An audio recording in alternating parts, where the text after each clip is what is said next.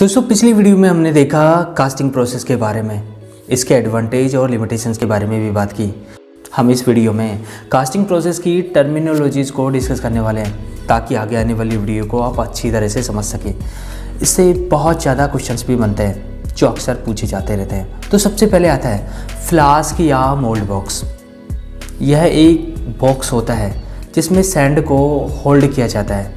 Situation के आधार पर इसे कई नाम दे दिए जाते हैं, जैसे लोअर मोल्ड फ्लास्क को ड्रैग कहते हैं, जबकि अपर मोल्ड फ्लास्क को कोप कहते हैं। अगर 3 पीस वाला पैटर्न हो तो मिडिल पोर्शन को चीक कह डालते हैं। नेक्स्ट आता है पैटर्न। पैटर्न एक मॉडल होता है जो प्रोड्यूस की जाने वाली कास्टिंग का रिप्लिका हूबहू होता है।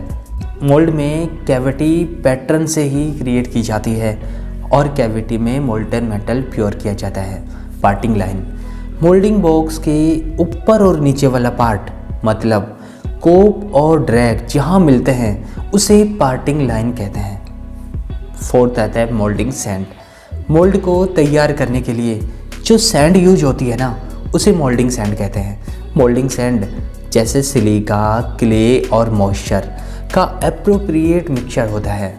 फेसिंग सैंड, कास्टिंग की सरफेस फिनिश को इम्प्रूव करने के लिए थोड़ा सा कार्बोनेशियस मटेरियल जिसे फेसिंग सैंड कहते हैं मोल्डिंग बॉक्स की पार्टिंग लाइन सरफेस पर छिड़क डालते हैं। मतलब facing sand casting surface finish को इम्प्रूव करने के काम आता है।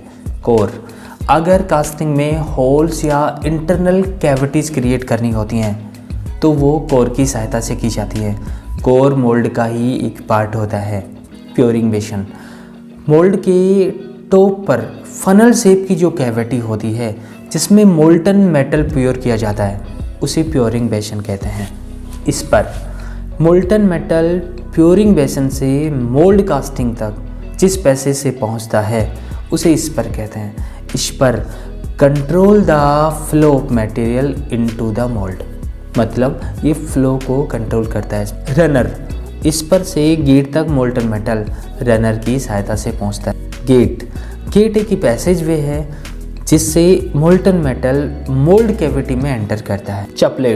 चपलेट्स मोल्ड कैविटी के अंदर कोर को सपोर्ट करने के काम आता है। हमने देखा था कि इंटरनल कैविटीज़ के लिए कोर की यूज की जाती है और कोर को सपोर्ट करने के लिए चपलेट्स यूज की जाती हैं, जिससे कोर बैंड या शिफ्ट ना हो प्रेशर की वजह से।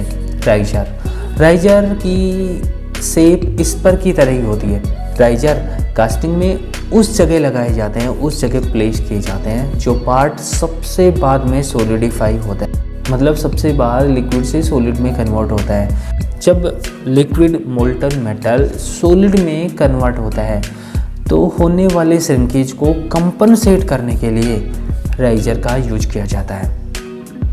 वेंट, मोल्ड में एक छोटी सी ओपनिंग दी जाती है जिससे एयर, स्टीम और गैसेज बाहर निकल सके। नेक्स्ट ड्राफ्ट पैटर्न में स्लाइड टिपर दी जाती है जिससे पैटर्न को आसानी से निकाला जा सके। दोस्तों हम कुछ इंपॉर्टेंट टर्मिनोलॉजी जैसे चील्स, पैडिंग, चपलेट्स, पैटर्न अलाउंसेस को दूसरी वीडियो में देखने वाले हैं डिटेल में। मिलता हूँ आपको एक नई वीडियो में और अपनी प्लेलिस्ट को खंगाल सकते हैं। लाइक, शेयर, सब्सक्राइब आपका मन करे तो कर डालना, ज़्यादा चिंता करने की ज़रूरत नहीं है। धन्यवाद।